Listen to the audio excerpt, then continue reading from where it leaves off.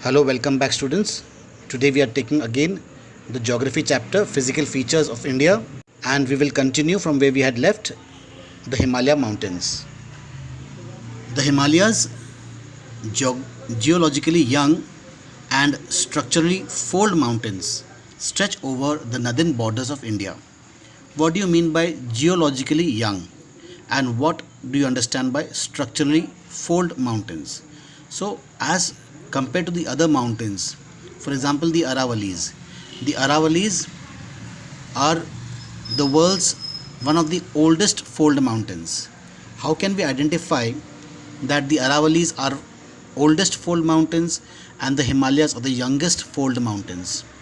Well, by the way the mountain looks, if the mountains have a smooth top, if the tops are not very rough, not very rugged, not very sharp, then these mountains are old mountains because they have been eroded by wind and rain and snow over the years, and that is why they get a smooth finish. Whereas the Himalaya mountains, if you see, they are very rugged. Okay, so we can say that the Himalayas are very young mountains. So fold mountains are mountains. There are different types of mountains because of the tectonic movements. Some are volcanic mountains formed because of volcanic eruption. Some are block mountains because of faults in the earth's crust. The entire region either sinks or is elevated, forming a fold mountains. Fold mountains are generally flat. They have flat tops and very sharp edges.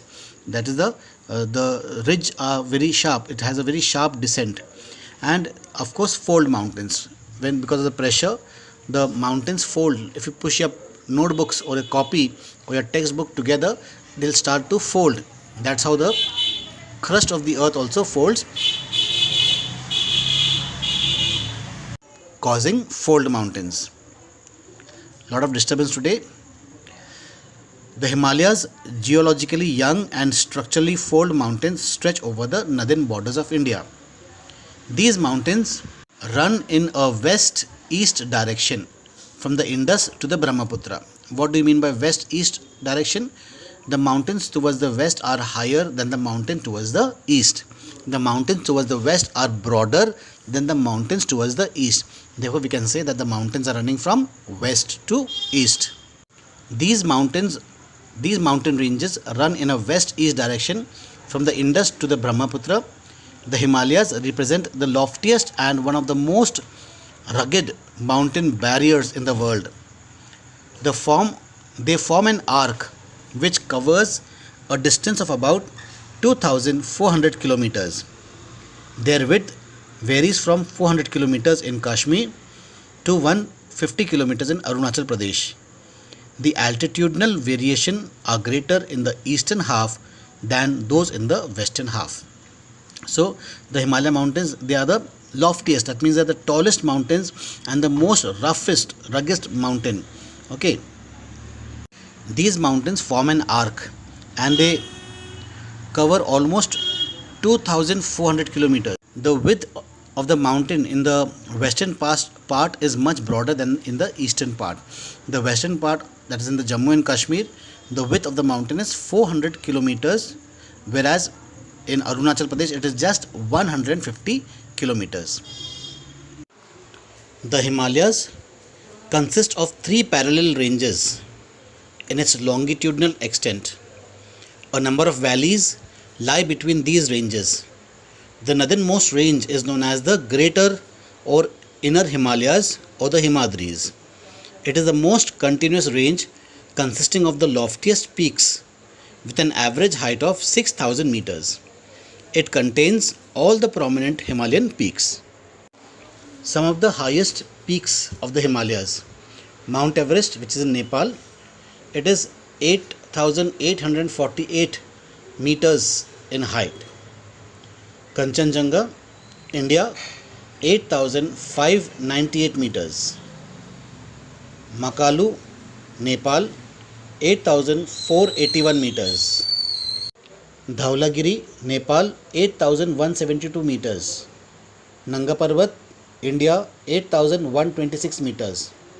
Annapurna, Nepal, 8,078 meters. Nanda Devi, India, 7,817 meters. Kamet, India, 7,756 meters. Namcha Barwa, India, 7,756 meters. Gurla Mandhata, Nepal, 7,728 meters. So these are one of the loftiest or the tallest ranges in the Himalayas. The folds of the Greater Himalayas, are asymmetrical in nature. The core of this part of Himalayas is composed of granite. It is permanently snowbound, and a number of glaciers descend from this range. You all know what is asymmetrical, no? That is not even. It's not exactly matching with one and the other. The range lying to the south of the Himadri forms the most rugged mountain system and is known as the Himachal or Lesser Himalayas. The ranges are mainly composed of highly compressed and altered rocks. The altitude varies between 3,700 and 4,500 meters, and the average width is 50 kilometers. While the Pir Panjal range forms the longest and the most important range, the Dhauladhar and the Mahabharat range are also prominent ones. This range consists of famous valley of Kashmir, the Kangra, the Kullu valley in the Himachal Pradesh. This region is well known for its hill stations. The outermost range of the Himalayas is called the Shivaliks. They extend over a width of 10 to 50 kilometers and have an altitude varying between 900 and 1100 meters. These ranges are composed of unconsolidated sediments brought down by rivers from the main Himalayan ranges located further north. These valleys are covered with thick gravel and alluvium. The longitudinal valley lying between the Lesser Himalayas and the Shivaliks are known as the dunes. Dehradun, Kotli Dhun and Patli Dhun are some of the well-known dunes. Besides the longitudinal division, the Himalayas have been divided on the basis of regions from west to east. So what are dunes? Dunes are valleys between two mountains. Okay, Dehradun, Kotli Dhun and Patli Dhun are some of the well-known dunes in the Himalayas. These divisions have been demarcated by river valleys. For example, the part of Himalayas lying between Indus and Satluj has been traditionally known as Punjab Himalayas, but it is also known regionally as Kashmir or Himachal Himalayas from west to east respectively. The part of the Himalayas lying between Satluj and the Kali river is known as the Kumaon Himalayas. The Kali and Tista rivers demarcate the Nepal Himalayas, and the part lying between Tista and Dihang river is known as Assam Himalayas. There are regional names also in these broad categories. Find out some regional names of the Himalayas. तो हिमालय पर्वत के अलग अलग नाम हैं अलग अलग जगह पे, खास करके जब दो नदियों के बीच का जो हिस्सा है उस हिस्से को अलग अलग नामों से जाना जाता है. उदाहरण के तौर पे इंडस और सतलज रिवर के बीच वाला जो हिमालय है उसको पंजाब हिमालयस बोलते हैं, और कई लोग इसे रीजनली कश्मीर या हिमाचल हिमालयस भी इसके नाम से बोलते हैं. और जो सतलज और काली रिवर के बीच का जो है उसे कुमाऊं हिमालयस बोलते हैं, और काली और तिस्ता नदी के बीच का जो इलाका जो है उसे नेपाल हिमालयस बोलते हैं. और तिस्ता और दिहांग नदी के बीच का जो इलाका है उसको आसाम हिमालयस बोलते हैं. इस प्रकार से हिमालयस को अलग अलग नाम दिया गया है रीजन के या क्षेत्र के हिसाब से. The Brahmaputra marks the eastern most boundary of the Himalayas. Beyond the Dihang gorge, the Himalayas bend sharply to the south and spread along the eastern boundaries of India. They are known as the Purvachal or the eastern hills and mountains. These hills, running through the northeastern states, are mostly composed of strong sandstones which are sedimentary rocks covered with dense forest. They mostly run as parallel ranges and valleys. The Purvachal comprises the Patkai Hills, the Naga Hills, Manipur hills and the Mizo hills. तो इस प्रकार से जो northern इलाका है, जो वो Himalayas का जो इलाका है, वो अपना इंडिया का नदन बाउंड्री बन जाता है। उसके बाद में आता है the north Indian plains, the northern plains. The northern plains has been formed by the interplay of the three major river systems, namely the Indus, the Ganga and the Brahmaputra, along with their tributaries. This plain is formed of alluvial soil. The deposition of alluvium is a vast basin lying at the foothills of the Himalayas. Over millions of years formed this fertile plain. It spreads over an area of 7 lakh square kilometers. The plain being about 2,400 kilometers long and 240 to 320 kilometers broad, in a densely populated physiographic division which is with a rich soil cover combined with adequate water supply and favorable climate. It is agriculturally a very productive part of India. ये north Indian plain कैसे बना? North Indian plain mainly बना है 3 नदियों के मदद से। ये 3 नदी कौन सी है? रिवर इंडस, रिवर गंगा और रिवर ब्रह्मपुत्र। ये तीनों नदी पहाड़ों से मिट्टी लाकर यहाँ पर जो एक ज़माने में बहुत गहरा खड्डा हुआ करता था, गड्ढा हुआ करता था, खाई हुआ करती थी, इस खाई को धीरे धीरे करके ये एलुवियल सॉइल से भरते गई। और आज नौबत ये है कि यहाँ पर गड्ढा नहीं है, यहाँ पर एक समतल ज़मीन है, एक प्लेन है। इसे हम नॉर्थ इंडियन प्लेन कहते हैं या नदन प्लेन्स कहते हैं। ये नदन प्लेन्स जो है एलुवियल सॉइल से बना हुआ है, जो कि एग्रीकल्चरली खेती बाड़ी के हिसाब से बहुत ही उपजाऊ ज़मीन है और बहुत ही अच्छा है। और इसके वजह से देश को काफ़ी फॉरेन एक्सचेंज, काफ़ी पैसा मिलता है। The rivers coming from the northern mountains are involved in depositional work in the lower course due to gentle slope. The velocity of the river decreases which results in the formation of riverine islands. Do you know Majuli in the Brahmaputra river is the largest inhabited riverine island in the world. The rivers in their lower course split into numerous channels due to the deposition of silt. These channels are known as the distributaries. The Northern Plain is broadly divided into 3 sections. The western part of the Northern Plain is referred to as the Punjab Plains, formed by the Indus and its tributaries. The larger part of this plain lies in Pakistan. The Indus and its tributaries, the Jhelum, the Chenab, the Ravi and the Beas and the Satluj originate in the Himalayas. This section of the plain is dominated by the Doabs. So the network of the rivers, so अधिकतर जो नदियां हैं, नदियों ने जो पहाड़ से जो मिट्टी लेकर आई है और इस जगह पर जमा किया, उसकी वजह से क्या हो गया, यहाँ पर जेंटल स्लोपिंग प्लेन जम गया। ये जेंटल स्लोपिंग प्लेन जो है, यहाँ पर जो रिवर की जो वेलोसिटी है, रिवर की जो गति है, उसको बहुत ही स्लो कर देती है। उसके कारण क्या होता है, रिवर स्लो हो जाने की वजह से बहुत सारे आइलैंड्स मतलब द्वीप, जहाँ बीच में ज़मीन है और चारों तरफ पानी, ऐसा लैंडफॉर्म बन जाता है। और वर्ल्ड का सबसे बड़ा और इनहेबिटेड जहाँ पर लोग रहते हैं, वो रिवराइन आइलैंड जो है वो ब्रह्मपुत्र में बनता है। तो रिवर अपने लोअर कोर्स में स्प्लिट हो जाता है। अब रिवर का लोअर कोर्स मतलब क्या? रिवर के भी 3 कोर्सेज होते हैं। जहाँ से सोर्स है उसको सोत्र कहते हैं या सोर्स कहते हैं, जहाँ से नदी स्टार्ट होती है, जहाँ से रिवर स्टार्ट होता है।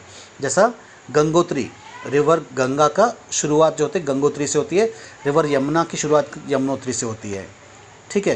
तो ये इसका सोर्स हो गया। और फिर जहाँ पर ये नदी जाकर समुद्र में मिल जाती है, वो उसका माउथ हो गया। तो सोर्स से माउथ के बीच का जो रास्ता है वो 3 हिस्सों में बढ़ जाता है। पहला तो है सोर्स, दूसरा है मिडिल कोर्स जहाँ पर नदी प्लेन्स से बहते हुए आती है, और तीसरा है वो माउथ ऑफ द रिवर। तो जब रिवर मिडिल कोर्स में जब आती है, ये मियांडर यानी गोल गोल नागिन की तरह चलती है। नागिन की मालूम है, नाग जैसे चलता है, zig zag S S S S करके, वैसे नदी भी उस एस का आकार ले जाती है। और जब स्लोप जेंटल हो जाता है, जब ज़मीन समतल हो जाती है, तो रिवर ज़्यादा तेज़ी से नहीं बहता है, जिसकी वजह से क्या आता है कि बीच बीच में बड़े बड़े द्वीप बन जाते हैं, आइलैंड्स बन जाते हैं। इसको रिवराइन आइलैंड्स कहते हैं। The rivers in their lower course split into numerous channels due to the deposition of silt. This channels are known as distributaries. ये जो बढ़ जाते हैं बड़ी नदी से निकल के वो छोटी नदी बन जाती है, इसे हम डिस्ट्रीब्यूटरीज कहते हैं। एक बात ध्यान रखना, बड़ी नदी से छोटी नदी जाकर मिलना, वो छोटी नदी उस बड़ी नदी का ट्रिब्यूटरी बन जाता है, और बड़ी नदी से छोटी नदी निकलना, इसको डिस्ट्रीब्यूटरीज कहते हैं। So the northern plain is broadly divided into 3 sections. Western part of the northern plain is referred to as the Punjab plains, जो कि अधिकतम जो है वो पाकिस्तान में है। ठीक है। The Ganga plain extends between Ghaggar and Tista rivers. It is spread over the states of northern India, Haryana, Delhi, UP, Bihar, partly Jharkhand and West Bengal to its east. Particularly in Assam lies the Brahmaputra plain. The northern plains are generally described. This is a spelling mistake there. The northern plains are generally described as flat land with no variation in its relief. It is not true. These vast plains also have diverse relief features. According to the variations in relief features, the northern plains can be divided into 4 regions. ऐसा माना जाता है कि जो planes है, ऐसे तो बोलने के लिए जो ये प्लेन्स फ्लैट होते हैं, लेकिन एक्चुअली इसमें भी बहुत सारे वेरिएशंस होते हैं। ज़रूरी नहीं कि प्लेन्स मतलब पूरा ही फ्लैट है, कहीं पर ये जेंटली स्लोपिंग है, कहीं पर ये और जेंटली स्लोपिंग है, कहीं पर तो बिल्कुल ही फ्लैट है। तो इस प्रकार से ये अलग अलग आकार ले लेता है। तो ये प्लेन्स एक्चुअली देखा जाए तो उसमें भी बहुत सारे डाइवर्स रिलीफ फीचर्स है। According to the variations in the relief features, the northern plains can be divided into 4 regions. The rivers, after descending from the mountains, deposit pebbles in a narrow belt of about 8 to 16 kilometers in width, lying parallel to the slopes of the Shivaliks. It is known as the Bhabar. तो भाबर वो इलाका है जहाँ पर जो नदी जो है वो पत्थर और कंकर लाकर छोड़ देती है। यहाँ पर क्या होता है कि नदी की जो धार है वो स्लो हो जाती है और वो भारी चीज़ अपने साथ उठाकर लेके नहीं जा सकती। तो जो भी कुछ भारी चीज़ है जैसे पत्थर और कंकर जो है वह यहाँ पर छूट जाता है, तो इस इलाके को लोग कहते हैं Bhabar. All the streams disappear in the Bhabar belt. तो यहाँ पर नदी एक प्रकार से गायब ही हो जाती है। क्यों?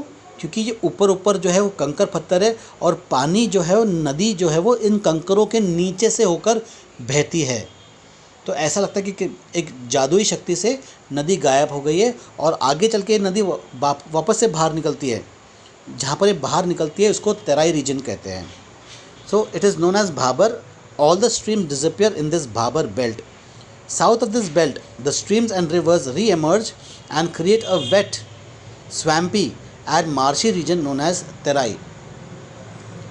This was a thickly forested region full of wild life. एक ज़माने में इस तराई रीजन में बहुत घना जंगल हुआ करता था और यहाँ पर बहुत सारे अलग अलग प्रकार के जानवर भी यहाँ पाए जाते थे। This was a thickly forested region full of wild life. The forest have been cleared to create agricultural land and to settle migrants from Pakistan after partition. तो पार्टीशन के बाद में जब इंडिया और पाकिस्तान जब बना तो पाकिस्तान के पास में मेनली प्लेन्स चले गए, खेत चले गए। तो इंडिया ने क्या किया, ये जंगल को क्लियर करके जो वहाँ से जो माइग्रेंट्स आए उनको ये ज़मीन दे दी खेतीबाड़ी करने के लिए। Locate Dudhwa national park in this region. The largest part of the northern plain is formed of older alluvium. They lie above the flood plains of the rivers and present a terrace like feature. तो northern plain का प्रमुख हिस्सा जो है वो old alluvium का है। Older alluvium मतलब भाबर, ओके, खद्दर और भंगर। खदर और भंगर, जो भांगर जो है वो ओल्ड एलुवियम होता है। ओल्ड एलुवियम मतलब इसमें कंकर और थोड़े थोड़े कंकर और सॉइल होते हैं। ये इतना फर्टाइल नहीं होता जितना खदर होता है। They lie above the flood plains of the rivers and present a terrace like feature. This is known as the Bhangar. तो ये हल्का सा चबूतरा जैसे दिखता है और इसके नीचे का जो हिस्सा है वो बहुत ही प्लेन इलाका है। जो ये चबूतरा जो है या जो ये सॉइल जो है इसे भांगर कहते हैं क्योंकि इसमें कंकर है। The soil in this reason contains calcareous deposits locally known as kankar. The new younger deposits of the floodplains are called as khadar. They are renewed almost every year and so are fertile, thus ideal for intensive agriculture. और जो नीचे का जो हिस्सा है वह बहुत ही उपजाऊ ज़मीन है. क्यों? क्योंकि हर साल जब नदी में बाढ़ आती है तो नदी का जब बाढ़ सूख जाता है तो ऊपर में नई मिट्टी की परत जम जाती है. ये नई मिट्टी की परत में बहुत सारे मिनरल्स होते हैं. इस वजह से ये ज़मीन जो है बहुत ज़्यादा उपजाऊ होती है और ये खेती बाड़ी के लिए बिल्कुल ही आइडियल ज़मीन है, बिल्कुल ही सही ज़मीन है. प्लेन्स के बाद में आता है पेनिनसुलर प्लेट्यू, जहाँ पर हम लोग रहते हैं. नागपुर जो है वो पेनिनसुला प्लेट्यू रीजन में आता है. The peninsula plateau is a table land composed of old crystalline, igneous and metamorphic rocks. It was formed due to the breaking of and drifting of the Gondwana land and thus making it a part of the oldest landmass. The plateau has broad and shallow valleys and rounded hills. This plateau consists of two broad divisions, namely the Central Highlands and the Deccan Plateau. तो ये peninsula plateau जो है वो दिखने में एक table के आकार, जैसा अपना डेस्क होता है, टेबल होते हैं ना, उसके आकार का ये दिखता है, क्योंकि ये एक प्लेट्यू रीजन है. और यहाँ पर जो पत्थर जो मिलेंगे आपको ओल्ड क्रिस्टलाइन और इग्नियस रॉक्स मिलेंगे, मेटामॉर्फिक रॉक्स मिलेंगे. और ये किस प्रकार से प्लेट्यू कैसे प्लेट्यू का बनने का कारण क्या है? जब गोंडवाना लैंड जब टूटकर ड्रिफ्ट होकर आया था और वो इंडिया से टकराया. ये इंडिया जो मैंने बताया ना कि इंडिया पहले ऑस्ट्रिया इंडो ऑस्ट्रियन बेल्ट था, इंडो ऑस्ट्रियन प्लेट था. वहाँ से टूट कर आकर ये एशिया से टकरा गया और एशिया का हिस्सा बन गया. जब ये एशिया का हिस्सा बना तो यहाँ पर एक प्लेट्यू जैसा लैंडफॉर्म बन गया. The plateau has broad and shallow valleys and round hills. तो यहाँ के जो वैलीज जो है बहुत ब्रॉड है, शैलो ज़्यादा गहरे नहीं है, और यहाँ पे हिल्स जो है वो राउंड शेप के हैं. तो जितना राउंड रहेगा उतना ये पुराना है.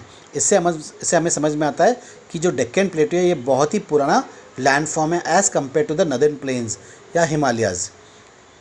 This plateau consist of two broad divisions, namely the Central Highlands and the Deccan Plateau. The part of the Peninsula Plateau lying to the north of the Narmada River, covering a major area of the Malwa. The part of the Peninsula Plateau lying to the north of the Narmada River, covering a major area of the Malwa Plateau, is known as the Central Highlands. The Vindhya Ranges is bounded by the Central Highland and the southern and the Aravallis on the south of and the Aravallis on the northwest. The further westward extension gradually merges with the sandy and rocky desert of Rajasthan.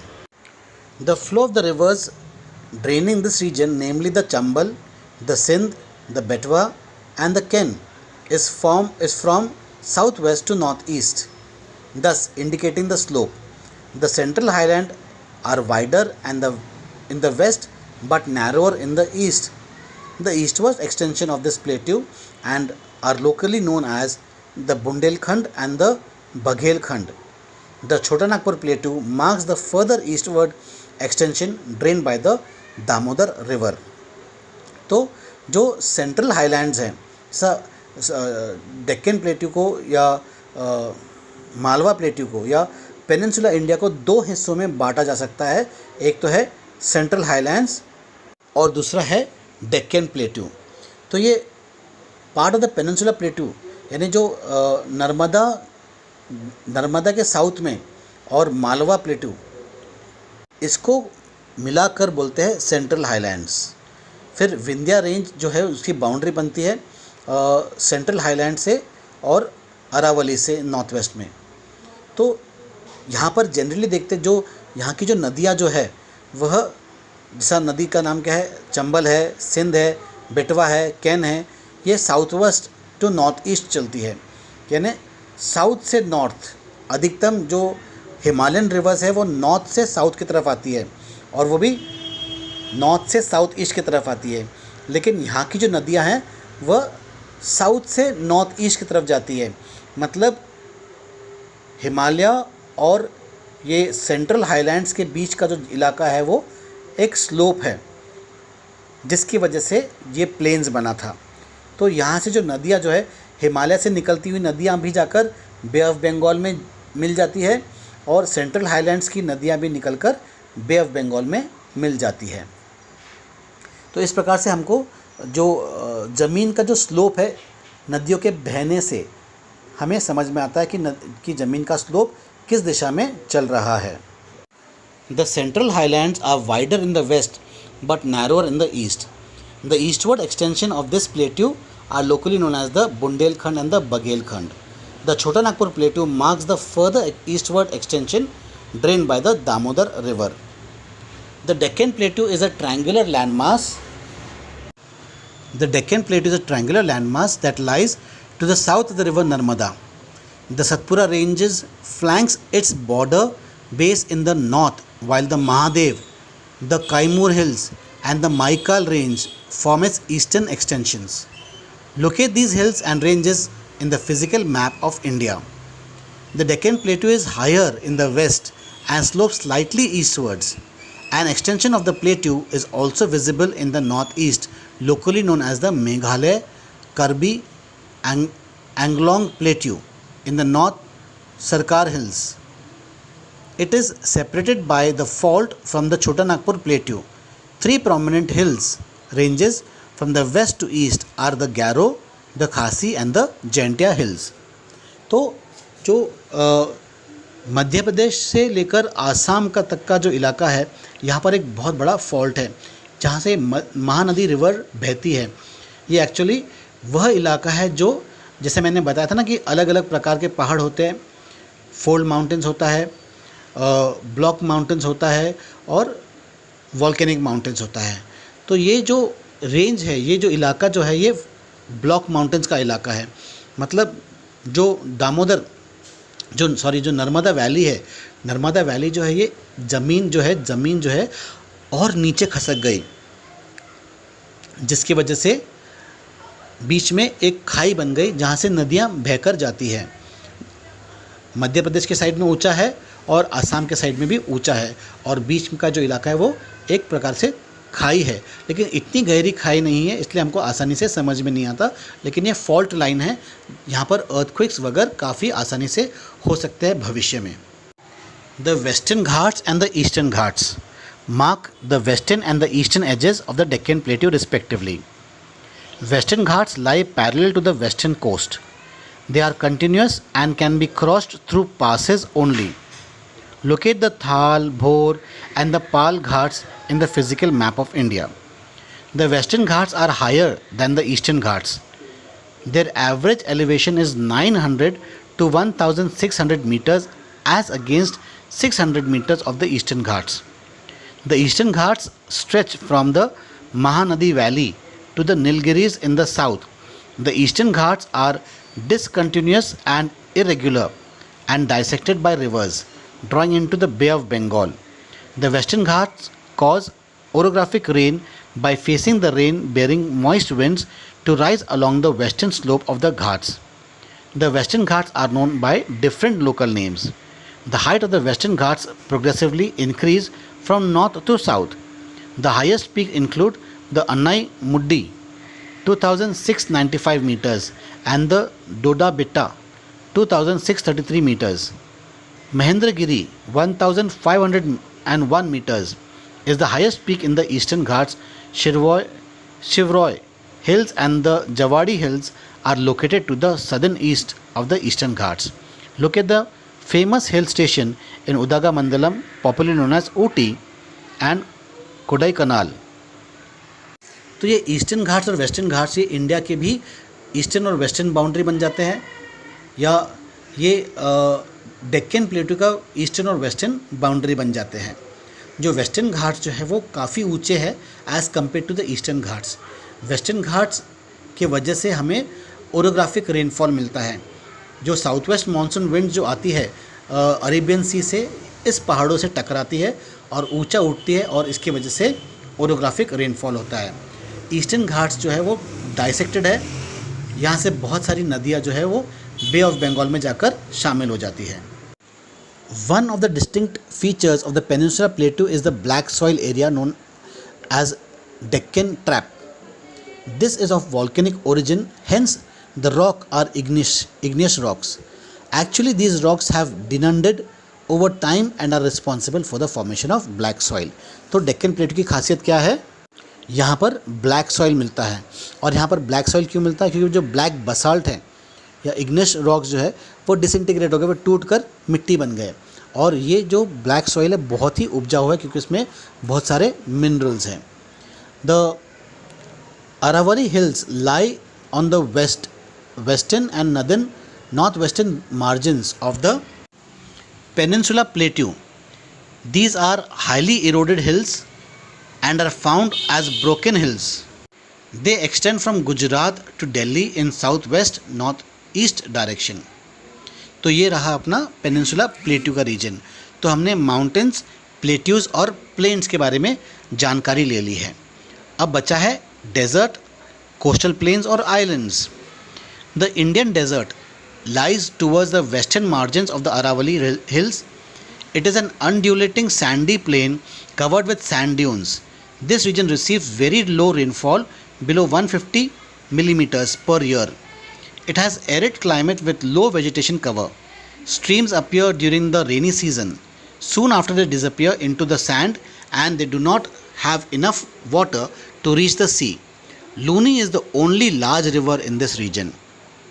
Barkans, that is the crescent-shaped dunes, cover larger area, but longitudinal dunes become more prominent near the Indo-Pakistan boundary. If you visit Jaisalmer, you may go to see a group of Barkans या Barchans.